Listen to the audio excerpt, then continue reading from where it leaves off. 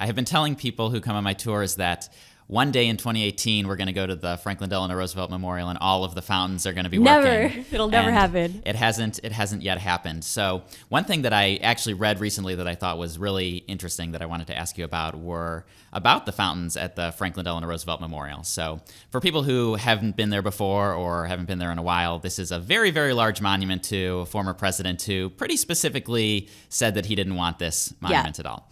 And so in the 1990s, Congress commissioned a monument to Franklin Delano Roosevelt, and there's a lot of water features inside, and I actually read that the designer may have intended people to play around in some of the waterfalls that were included in there, but the National Park Service, certainly concerned with liability and maintenance and other things, was not so interested in having that happen.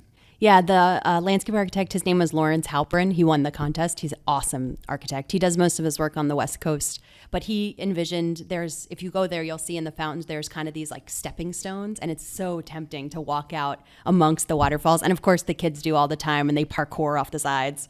But the park rangers will yell at them.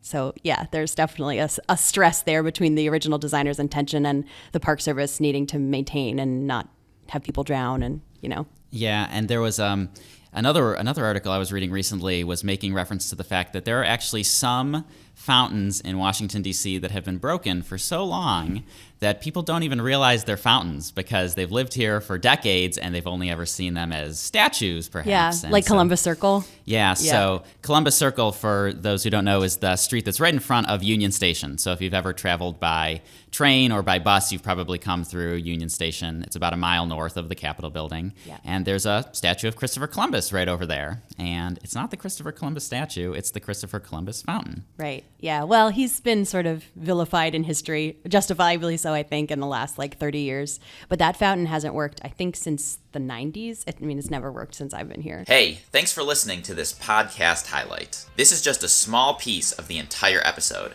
So if you want to hear the whole thing, you can search for Trip Hacks DC in your favorite podcast app. Or head on over to triphacksdc.com/podcast. If you like getting these clips, make sure to subscribe to this channel by clicking or tapping on the Trip Hacks DC logo, which is popping up right now at the bottom of the screen. If you want to watch another clip, go ahead and click or tap up here. Or for Washington, D.C. tips and hacks videos from the main channel, go ahead and click or tap right down here. Enjoy your trip!